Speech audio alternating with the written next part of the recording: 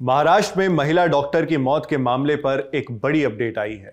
मामले के मुख्य आरोपी गोपाल बदाने को गिरफ्तार कर लिया गया है। यह गिरफ्तारी उस दिन हुई जब इसी मामले में दूसरे आरोपी जो सॉफ्टवेयर इंजीनियर प्रशांत बनकर है उसको कुछ घंटे पहले ही हिरासत में लिया गया था। यानी शनिवार को ही 25 अक्टूबर की शाम में पुलिस ने बदाने को भी गिरफ्तार कर लिया, जो खुद महाराष्ट्र पुलिस में सब इंस्पेक्टर है, यानी एसआई। महाराष्ट्र के सातारा जिले में महिला डॉक्टर ने अपनी मौत से पहले हथेली पर एक नोट लिखा था। इस नोट में पुलिस सब इंस्पेक्टर यानी पीएसआई गोपाल बदाने पर रेप और मेंटल हरासमेंट का आरोप लगाया था।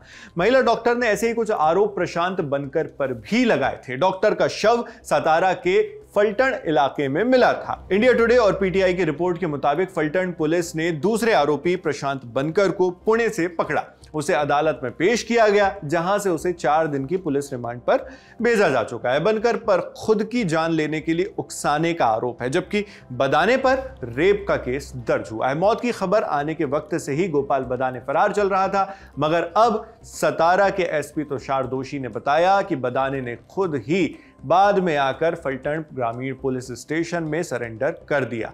जिस केस में ये पूरी कार्यवाही चल रही है, प्रोसीडिंग्स चल रही हैं, उसके बारे में भी बात करते हैं। गुरुवार यानी 23 अक्टूबर की रात एक महिला डॉक्टर की लाश पुलिस को एक होटल के कमरे में मिली थी। मृतक डॉक्टर बीड जिले की रहने वाली थी, महाराष्ट्र का ही जिला है, और सातारा के एक सरकारी अस्पताल में तैनात थी। पुलिस को डॉक्टर की हथेली पर कुछ बातें लिखी मिली थी। इस नोट में ही डॉक्टर ने आरोप लगाया था कि पीएसआई गोपाल बदाने ने कई बार उनका बलात्कार किया, जबकि प्रशांत बनकर ने मानसिक उत्पीड़न किया। पुलिस के मुताबिक बनकर उस बिल्डिंग का मालिक है जहां पर मृतक डॉक्टर किराए से रहती थी। यह भी बताया जा रहा है कि खुद की जान लेने से पहले महिला डॉक्टर ने प्रशांत बनकर से फोन पर बात भी की थी। इन्हीं सब जानकारियों के आधार पर फलटण पुलिस स्टेशन में एफआईआर दर्ज हुई। मामले में नाम आने के बाद पीएसआई गोपाल बदाने को सस्पेंड कर दिया गया। महिला डॉक्टर का अंतिम संस्कार 24 अक्टूबर की रात बीड जिले के वडवानी गांव में किया गया। महिला के परिजन ने आरोपियों को फांसी की सजा देने की मांग की है। परिजन का कहना है कि महिला डॉक्टर बार बार उत्पीड़न की शिकायत करती रही, लेकिन किसी ने उनकी नहीं सुनी। एक रिश्तेदार ने दावा किया फलटण के कुछ राजनीतिक लोग उन पर पोस्टमार्टम रिपोर्ट बदलने का दबाव डालते थे, यानी महिला डॉक्टर पर, क्योंकि वो अक्सर ऑटोप्सी ड्यूटी पर रहती थी।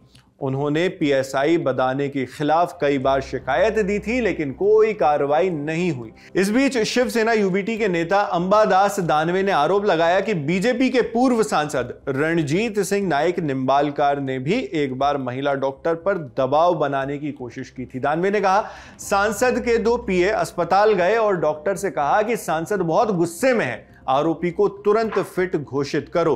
उस आरोपी की बात हो रही थी जिसे डॉक्टर ने एडमिट कर लिया था, जबकि निंबालकर ने अपने पक्ष में कहा है कि ये आरोप झूठे हैं, मेरा नाम जानबूझकर घसीटा जा रहा है। बीजेपी एमएलए सुरेश धस ने मांग की कि जिस सांसद ने महिला डॉक्टर पर दबाव डाला उसे भी इस केस का आरोपी बनाया जाए। हालांकि उन्होंने किसी का नाम नहीं लिया, यानी किसी सांसद का।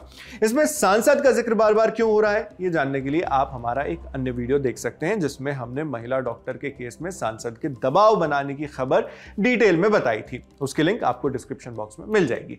इसके अलावा डॉक्टर की 2 कजिन सिस्टर्स बहनें जो खुद भी डॉक्टर हैं, उन्होंने आरोप लगाया है कि अस्पताल प्रशासन जानबूझकर महिला डॉक्टर को पोस्टमार्टम ड्यूटी देता था ताकि उन्हें परेशान किया जा सके। परिवार बताता है कि डॉक्टर आगे चलकर एमडी करना चाहती थी, इसके लिए वो मेहनत कर रही थी। यहां तक कि एमबीबीएस करने के लिए भी उन्होंने 3 लाख रुपए का लोन लिया था, जो अब तक चुकाया नहीं जा सका है। मृतक डॉक्टर के पिता किसान हैं और ज्यादा पढ़े लिखे नहीं हैं। उनके चाचा एक टीचर हैं। चाचा ने बताया मैंने उसे बीड पढ़ने भेजा था। वो मृतक यानी महिला जो डॉक्टर हैं वो एमबीबीएस पर रुकना नहीं चाहती थी। उनका सपना था एमडी करना, चाहे मेडिसिन में हो, ईएनटी यानी कान नाक गला विशेषज्ञता हो, या फिर कोई नॉन क्लिनिकल ब्रांच में ही क्यों ना हो।